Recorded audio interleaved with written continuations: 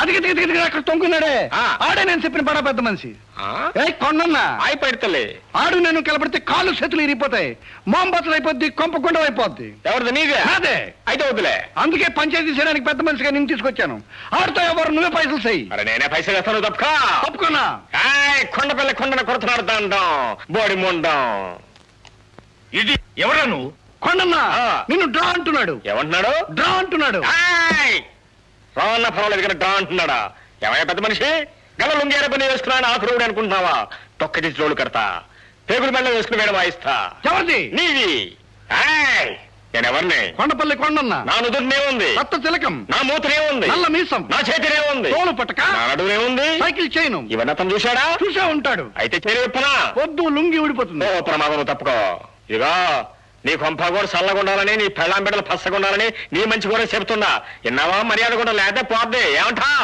మంచిగానా cricket cricket చూడండి బాబు చూడండి పెద్దింటి బండారం లోన లఠారం పైన పఠారం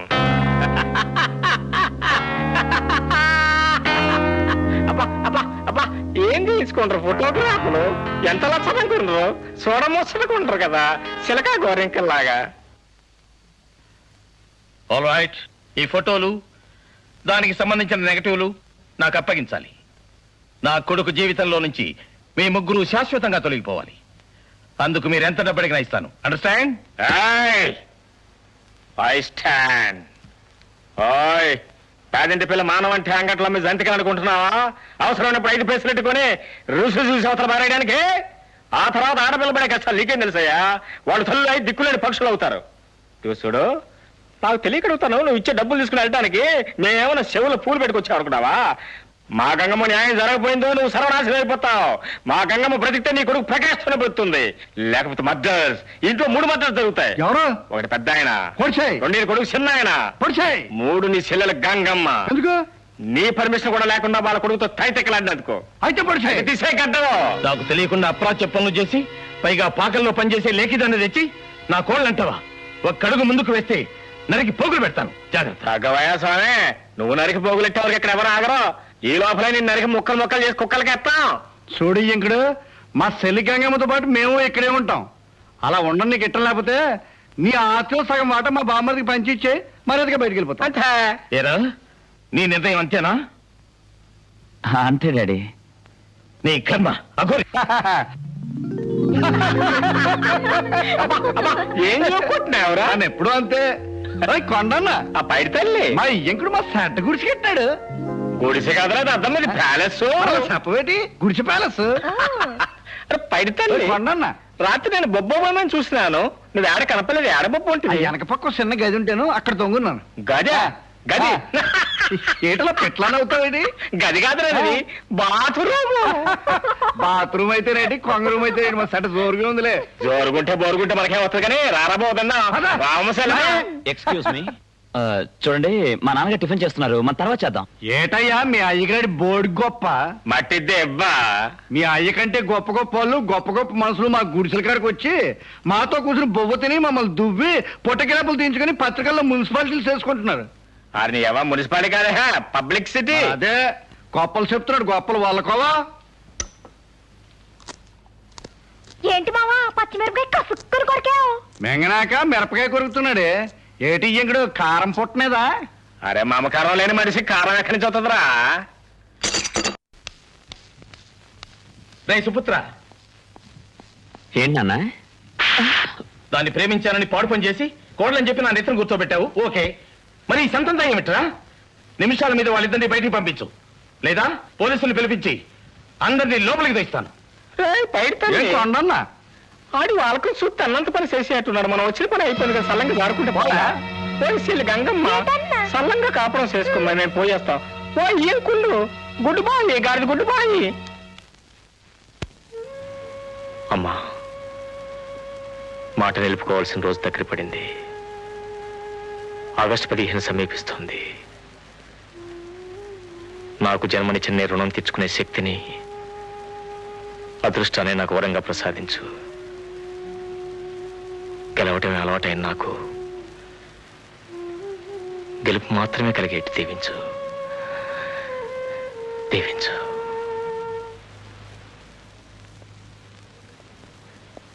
good morning. Good morning to you. మీ మాజీ యజమాని గారి పరిస్థితి ఎలా ఉంది కనుక్కున్నావా?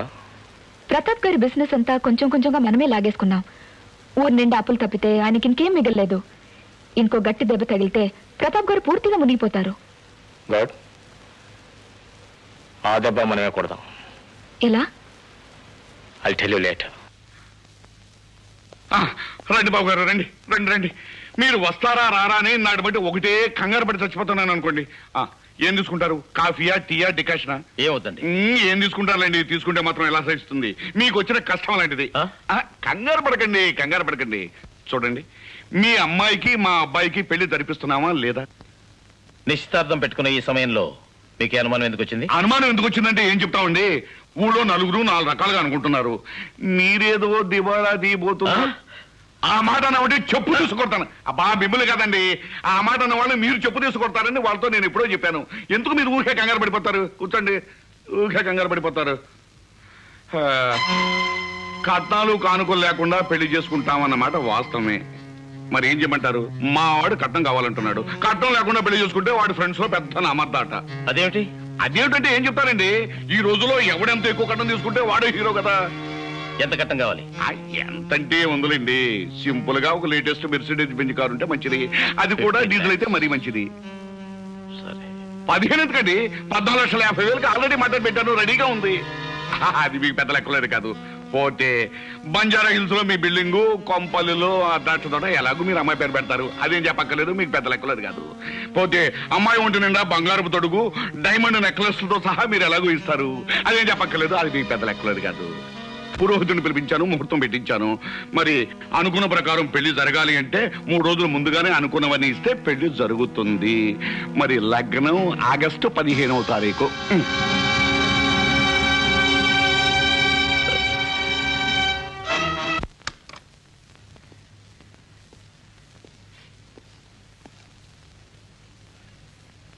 నమస్కారం సార్.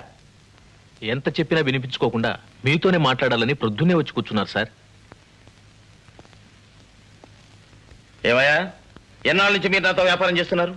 ఎన్ని కోట్ల రూపాయలు అడగకుండా నాకు అప్పించారు, ఎన్ని లక్షల రూపాయలు ఇచ్చేతో మీకు వడ్డీ ఇచ్చాను.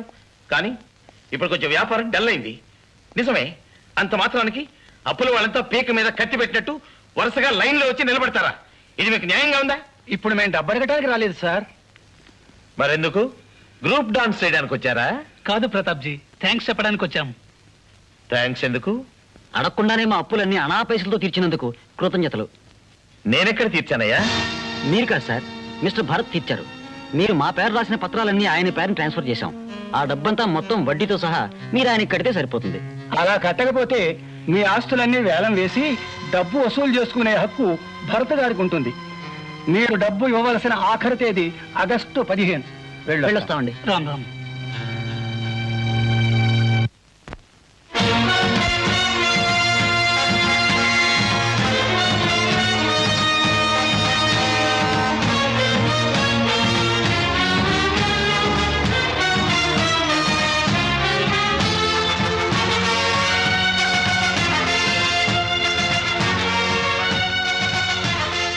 గాది కింద పంది కొక్కులా చేరి గరుడ స్తంభాన్నే వంచాలని చూసిన చిట్టెలుక సరాసరి సింహం గుహలోకే జొరబడింది. ఎంత ధైర్యం! చిట్టెలు కనుక్కుని మత్త గజంతో ఢీకొంది ముసలి సింహం. మాడు పగిలింది కదా, కట్టుకుని మూలన బబ్బుందా లేక బాధను భరించలేక బొబ్బలు పెడుతుందా చూసిపోదామని వచ్చాను. పాపం, ఏది కూలేని ఒంటరి కుక్క అనుకొని జాలితో ఇంతకాలం నిన్ను బ్రతకనిచ్చిందిరా ఈ సింహం. సింహం అడవి సింహమా గ్రామ సింహమా? రేయ్, నేను గ్రామ సింహాన్ని కాదు, నీ పొగరనిచే అడవి సింహాన్ని. అందుకే నిన్ను కోరలతో చీల్చి చెండాడాలా, పంజాబీ నీ ప్రాణాలను హరించాలా అని ఆలోచిస్తున్నాను. నీ కొడుకు కూతురు నా పంచన చేరినప్పుడే నీ కోరలు నేల రాలాయి. నీ ఆస్తి అంతస్తు నా హస్తగతమైనప్పుడే నీ పంజా దూది పింజై గాలిలో తేలిపోయి నేల కూలిపోయింది. ఇంకా ఎందుకు ఈ మేకపోతు గాంభీర్యం? బుజ్జి కన్నా, నో, చిట్టి కన్నా. నీ గర్వం నీ అహంక కాలి కింద పడి నలిగి నాశనమైన సంగతి ఊరంతా గ్రహించినా నువ్వు ఇంకా గ్రహించలేదంటే చింత చచ్చిన పులుపు చావని నీ తెలివి తక్కువతనానికి జాలి వేస్తుంది. తనివి తీరా నవ్వుకోవాలనిపిస్తుంది.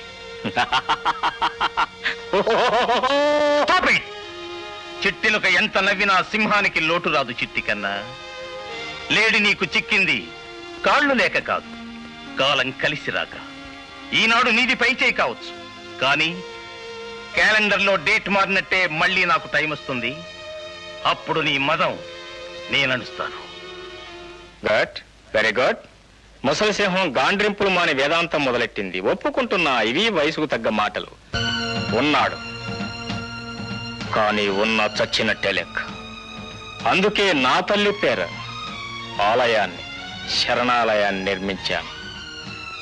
అయితే ఇప్పుడు నన్నేం చేయమంటావు? Very simple. ఆ ఆలయానికి నీ పవిత్రమైన చేతులతో ప్రారంభోత్సవం చేయాలి. Strange, really strange. మన ఇద్దరి మధ్య పచ్చగడ్డి భగ్గుమంటుంది. మరి ఈ ప్రారంభోత్సవాలేమిటి? ఏదైనా సంధి ప్రయత్నం ఆ చిట్టి కన్నా? చచ్చినా ఒప్పుకోను. ఈ ప్రారంభోత్సవానికి రానే రాను. నువ్వు రావాలి, వస్తావు, వచ్చేలా చేయగలను. ఏం చేయగలవు? ఏం చేయగలనా? నీ ఆస్తి మొత్తం నా స్వాధీనం చేసుకుని నిన్ను నడిబజారులో నిలబెట్టగలను. నీ కూతురు పెళ్లి చెడగొట్టి ఆ పిల్ల బ్రతుకు నాశనం చేయగలను. వాటా కోసం నీ కొడుకు చేతులు నీ మీద దావా వేయించి నీ పరువు హిందూ మహాసముద్రంలో కాదు, బే ఆఫ్ బెంగాల్లో కలపగలను. ఇంకా నమ్మకం కలగలేదా? పిచ్చుకుంట బుచ్చేశ్వరంలా నటించి నీ చేత 33 చెరువుల నీళ్లు తాగించిన వాడిని నేనే. కొండపల్లి కొండలలా నేను అదరగొట్టి నీ కొడుక్కి చెల్లి గంగమ్మకి పెళ్లి చేయించిన వాడిని నేనే. రేపొద్దున నిన్ను కట్టెల మీద పడుకోబెట్టి నిన్ను సజీవంగా దహనం చేయవలసిన వాడిని కూడా నేనే. ప్రారంభోత్సవానికి నువ్వు వస్తున్నావు ఎప్పుడో తెలుసా? ఆగస్టు 15. నాకు తెలుసు నీకు ఆ రోజు చాలా ప్రోగ్రామ్స్ ఉన్నాయి, ఎందుకంటే ఆ ప్రోగ్రామ్స్ అన్ని సెటప్ చేసింది నేనే. నువ్వు నా ప్రారంభోత్సవానికి వస్తే ఆ ప్రోగ్రామ్స్ అన్ని ఆటోమేటిక్ గా క్యాన్సిల్ అయిపోతాయి. అదంతా అనవసరం. నువ్వు వస్తున్నావు, దట్స్ ఆల్. బాయ్.